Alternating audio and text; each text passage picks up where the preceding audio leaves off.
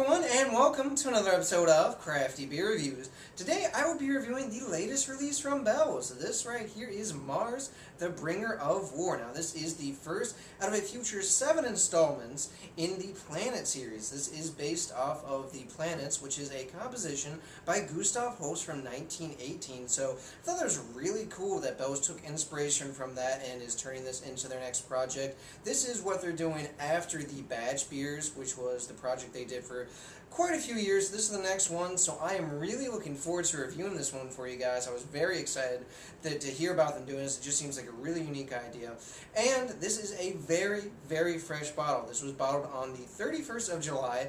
It is the 22nd of August right now, so just about 3 weeks old at this point. Very, very fresh. And this was also really hard to get my hands on. I didn't think it was going to be super, super limited. I knew it was going to be more limited than a lot of the releases, but damn, if you guys see this in your market, go ahead and pick it up because in the Ohio area, it went like that. Alright guys, let's go ahead and check out the aroma. Ooh, that smells really nice. Yeah, I'm getting a lot of fruit in this one. I'm getting tangerine, nectarine, I'm getting this really nice, just juicy orange peel. Definitely getting some grapefruit, I'm getting some apricot, some peach. Wow, I'm getting just a touch, and I mean a very subtle kind of piney touch in there. I'm also getting some malt sweetness too. I'm getting a little bit of caramel, I'm getting some toffee sweetness as well. Yeah, it smells like the sweeter, juicy fruit notes, and then you're also getting the sweeter notes from the malts. Definitely smells like a very, very hop-forward double IPA with a ton of malts in there, so let's go ahead and check out the taste, guys.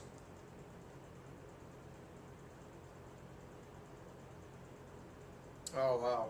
Wow. That is intense, ladies and gentlemen. Wow. Right away, I get this very, very ripe, juicy, sweet orange peel. There's a ton of orange notes in there. There's like nectarine, there's tangerine, there's a really big kind of just strong apricot note in there, a ton of stone fruits right off the bat. Yeah, there's a ton of fruits right up front. I'm getting almost like a touch of pineapple in there as well. I'm getting just a touch of that pine, more on the back end than anything else, and it's definitely one of the more subtle hop notes in there because it's all about the fruity notes, which for me, as you guys know, that is a big, big bonus. I'm also getting a lot of that malt presence on the back end. I'm getting a ton of this really rich toffee and caramel malt sweetness. I'm getting a little bit of this kind of sweet bread component on the back end as well. So on the fuller side of medium for a body, it's definitely a little bit thicker than you would expect for some double IPAs.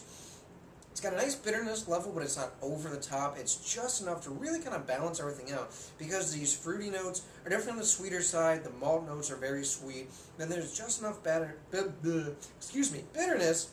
The alcohol is working, guys. There's enough bitterness where it really just balances everything out very, very well.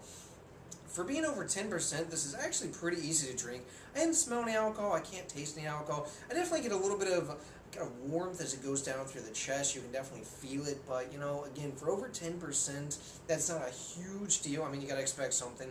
A lot of that sweetness too is obviously coming from all the malt additions and this, you know, the alcohol sweetness. But man, all in all, this is a very nice way to start out a series of beers. Knowing Bell's, I knew that a double IPA from them was going to be good. I just was hoping that it'd be different from other ones they've done in the past, and yeah, this is quite impressive. It's also got a very nice, crisp, clean type of taste. I do get a little bit of like a sticky coating on my lips. You know, again, it's definitely a sweeter beer, but it has enough bitterness to balance everything out, and just, it's a great summertime brew, nearing, you know, the start of fall. Awesome beer. If you guys like double IPAs, I think it's one to definitely check out. Excuse me, man. I cannot talk tonight. That being said, if you don't find it, it's not going to blow you away. It's not really anything different from most other double IPAs. It's just a really solid example. So, as far as rating, I'm going with a 9 out of 10. Again, just a very enjoyable beer.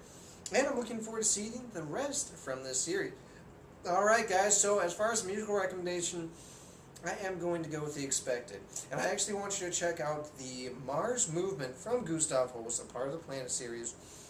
It's a really great opening track. If you guys like orchestral, symphonic, classical type of music, you're going to love it. I think that it pairs well with this beer.